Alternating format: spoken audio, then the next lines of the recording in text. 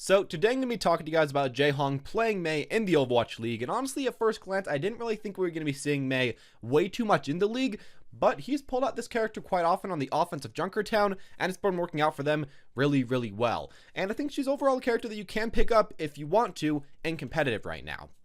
Now with that, if you have any certain characters you want me to talk about in the future, or any certain matches that you feel like I should cover, please leave that down in the comment section down below. Or if you have a certain player that you really just want me to talk about, leave that down there as well. Anyways, we're just going to get straight off to the match right here. Of course, Seoul Dynasty versus the New York Excelsior. That's what I call it, but I don't know.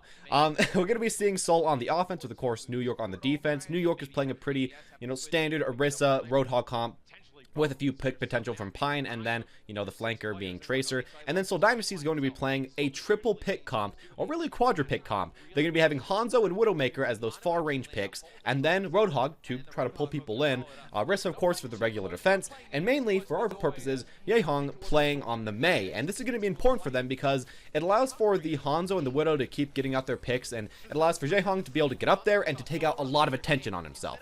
So the enemy team's gonna have to focus on him, focus on his walls, while the rest of his teammates can kind of just wreak havoc all over the place. Right there we saw one of the best plays we're going to be seeing right here. Immediately JayHong walks out of the room, puts up a wall, just catches those guys out.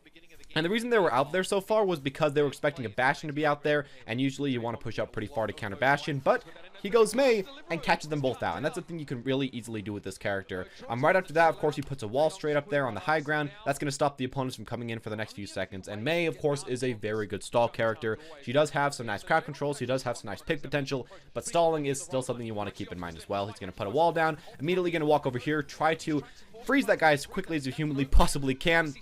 And overall, in most team fights, JayHong kind of focuses on getting the freezes, getting the walls, and being effective like that, getting nice ults, instead of trying to get way too much damage. While he can get damage, if his teammates are around, he'd much rather add crowd control, and that's kind of how I think you want to play this character. And I do want to mention that they are playing a solo support right now.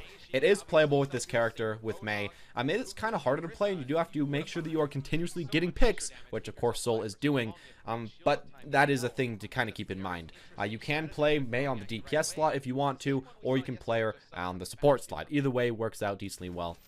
Just support is going to be a little bit harder, and you have to make sure that people don't go out way too far, and you have to make sure again that you get a lot of picks. Anyways, right here, of course, we're going to switch over a little bit to the Hanzo. He's going to do whatever. JayHong's just going to wait up there. Hope that somebody walks upstairs, get a pick on them. Unfortunately, it's not really going to end up happening. The Hanzo is going to eventually get a kill, but we're not going to focus on that way too much. Again, JayHong on the right, just kind of waiting around. One thing that we saw right there that was nice is that you can try to shift the pulse bomb. Unfortunately, it didn't work out for him right there, but that is a thing you could try to do. Unfortunately, then of course the Hanzo gets taken out, whatever. But JayHong is next to his team right here. He's going to start blasting people, and he is again trying to freeze people on the port right now. Now if you see somebody below a quarter health, I'm going to say try to just go for that headshot, maybe even below half health. Try to go for that headshot, try to finish them off, but especially if you're versus a tank, I probably wouldn't do that. And then finally JayHong just forced the enemies back again with a nice wall, so that's kind of nice to do with that. Another thing I should mention about playing MEI on a map like Junkertown is that maps that are open this far are pretty good for the icicles, of course, because you can get a lot of damage like that, but they also counter Widowmaker a lot, and Widowmaker has been very strong on this map and a few other maps, and if you can counter that character and just put a wall in between you, that can be nice. And as well, if the enemies just keep taking down your shield, like your Orisa shield, because they have a Junkrat or something, you can easily put up a wall and stall for an extra 2 or 3 seconds for your Orisa to get the shield back up, so that's kind of nice. Alright, here Widowmaker popping off a little bit, getting 1, 2 kills, whatever. JayHong again gets a nice ultimate right here, forces like 3 of them to stop, so that's kind of nice, and allows for his Roadhog to finally get a kill, so that's nice as well. And we're going to see JayHong overall just keep playing MEI until it doesn't work. Usually in these games, you don't see him just switching off until it just stops working. Right there was nice. Headshot, just starts to freeze and then go for a melee tag. That's a nice combo you can go for if you want to. But yeah, he usually doesn't switch off to a support until after the push stops working. You don't want to throw away that momentum, and you don't want to throw away mainly that ult charge, because yeah, she does have probably one of the better ults in the game if you can combo it with your team. I'm going to be talking about that a little bit later. Right here puts up another wall. Unfortunately, doesn't get the combo with the Roadhog. A nice combo though that they were trying to go for right there is putting up a wall, and then Roadhog just shoving the opponent straight onto the wall. It does a ridiculous amount of damage. They can't get away from it. That's just something you can kind of do. Eventually, just going to push up here, and unfortunately, finally, get picked off by the Winston. But I think that's overall a really good example about how to play this character.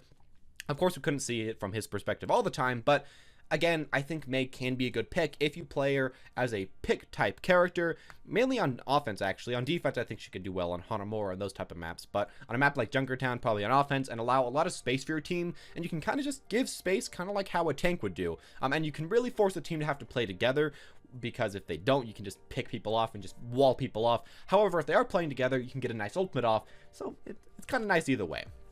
Now that I guess we're kind of done with talking about, you know, the exact gameplay of this game, I want to go over some more general tips about Mei and about what you can try to do in your own personal competitive games to do maybe a little bit better as this character. But of course, you should still try to mainly play with a similar playstyle to what JEHONG was doing right there.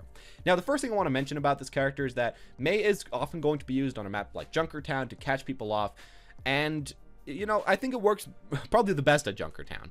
But just because it works great on that map, it doesn't mean that it can't work on every map. I feel like the problem about Mei in a lot of maps is that it is kind of harder to catch people out because the positioning is quite a bit easier. It's not quite as open. But if you're playing in competitive and if you're really looking for those picks and if you're calling them out, you can still find them. They will be harder, but they still do exist out there. Another thing to say is that Mei does have really bad fall off with her icicles. They do barely any damage once you get pretty far. Even with headshots, they don't do way too much. So you do need to play quite a bit closer up, a little bit further back than a Reaper probably, but quite a bit closer up, trying to get as much freezes as you possibly can. And of course, if you get right next to like the enemy Mercy, if you're right next to them, you can 1 or 2 shot them with headshots from your icicles. So do just play close. You aren't really a sniper character. That's not really exactly how Mei works. If you want to play sniper, that's a projectile character, just play Hanzo in that situation. For your freeze, I'm going to say, you know, your left click, your regular freeze, a lot of people kind of underestimate it, and I feel like when you get to higher elo, a lot of people just kind of stop using it because they're like, hey, I can get a lot more damage per second with my alternate fire. And while the icicles do more damage by quite a bit, again, your freeze is just as important as your damage, and especially if you're taking the support slot, you have to be applying crowd control and you have to be helping in that way, because if you're just applying damage, that often won't really cut it for your team. So please make sure to keep freezing people, especially if they're trying to dive your backline. Like if someone's going on your Mercy and you freeze them and your Mercy gets away, you could have just won the game right there. So do kind of keep that in mind right there. With Mei's ultimate, I'm going to say if you're playing a competitive game, always call it out and always look behind you to make sure people are next to you. Just like a Graviton Surge, it needs to be comboed with to really get kills. Mei might be able to get 1 kill with the ultimate, but then Mercy could just res that back immediately, so it's a complete waste. But if you can have your team already and they're all quite close to the enemies, you go for that ultimate, you block them off with the wall, and then you start freezing, and then you headshot a few of them, and then your teammates help you with that. That's really kind of where the power of Mei's ultimate comes. It's a nice combo ultimate, so please look around you and call out when you're going to ult, and if people say I'm not quite there yet, don't ult yet. As well, you can kind of throw your ult in the air a little bit to stall for some time if you need to do that, but, you know, that's kind of a weird thing you can do as far as that goes. For your wall, here's a quick little tip you can try to use, I guess. Actually running around your wall and using your wall as like a corner that you can hide and shoot people behind is a good idea to try to get used to. Of course, for the most part, you want to use your wall to catch people out. That's very obvious. But if you're like 1v1ing somebody, putting down your wall and playing around corners and using just, you know, this type of character around corners works really well. Wind up projectile characters can usually win around corners versus hit scan because you shoot, go back around the corner, shoot, go back around the corner, shoot, we'll go back around the corner, and just keep rinse repeating that. And a wall can give you a better advantage on that when you're trying to 1v1 someone like Soldier than just, you know, trying to hopefully beat them by freezing them out before they can kill you. For the main role of Mei, of course, getting picks is nice on offense. Especially if you are playing on offense, you pretty much have to get picks. But remember that Mei is also a stall hero, or like an anti-Bastion hero. A lot of the times you can use the wall, put Bastion up in the air, kill him, that's kind of nice.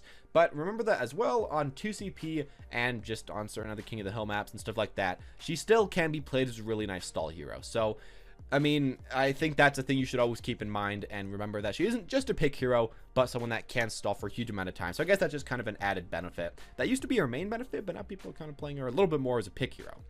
Another thing to remind you guys about, I guess, is that yes, she can be played in the flex slot, 3rd DPS, or the 2nd support slot. She's kind of mixed between those two roles, but if your team is just getting whomped and if you do lose first point just like immediately with the Mei, I just immediately switch off of her and I wouldn't, you know, just keep retrying unless you're a player that is only going to be playing Mei, essentially if you're just a Mei one trick. Mei is still best on maps like Junkertown, I want to say, as far as something else to mention. She's good on maps with huge chokes, she's good on maps where you can catch people out, and she's good on maps either, well, again, with huge chokes or where the enemies just kind of have to be split up. So Junkertown, Hanamura, Eichenwald, 2CP, some King of the Hill maps. I would really recommend to just play her on those types of maps. I think on a lot of payload maps, she just can't really get enough value. The opponents can just be way too split up, and it's going to be hard for you. You can go for that again if you are playing as a one-trick Mei, but I think Mei is probably honestly going to be the best as like a side character that you play along with someone else. Maybe if you play Hanzo, you could also play Mei for a little bit more consistency, kind of, and a bit more of a different type of pick potential that could assist your team. Now, while we do see more offense Mei than defense Mei, I do want to say that it is still a viable solution, a viable option to play a more defensive Mei, to play it on defense, to put up those walls, to stall for time. I think it is probably harder to play, and it's easier to counter because the enemies can just wait it out, but it still is a viable solution to go for. So again, if you want to do that on a map like Hanamura, don't be way too afraid to go for that.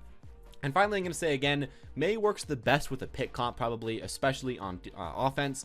She can work okay with a nice consistent like Torb, Soldier, McCree, those type of character comp on defense, but I think she's a little bit weaker, especially when you're trying to play a consistent comp that's on the offensive, because if you have like a Soldier, again, like a Reaper, if you have, you know, McCree, all those types of characters that are very consistent but can't get picks way too much, I feel like it just kind of gets rid of the whole purpose of Mei, and I probably wouldn't play her in that situation. I'd probably just play, honestly, someone like, you know, Zenyatta, or, you know, just another one of the supports that could help you a bit more, just by adding more consistency to your team and more heals to your team.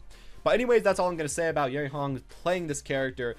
Seeing more Mei than I really would have, again, thought that I would have in the beginning, but I'm really happy to see that because she does have a place, and she is at least getting played right now. We're going to kind of have to see, though, when it goes to some other maps. Anyways, as always, guys, that's all I'm going to say about this character. Hope you guys enjoyed. If you did, make sure to leave a like. Comment down below, again, what character or what player or what map or what set you want me to talk about in the future about the Overwatch League, and I'll try to do it as the next video, as I pretty much still am only really watching the Houston Outlaws, so I really do need help finding other gameplays with some of the best players out there. Anyways, as always, guys, thank you all for watching. Hope you enjoyed. Press the subscribe button or the notification button to see more videos like this in the future. And as always, guys, have a wonderful day.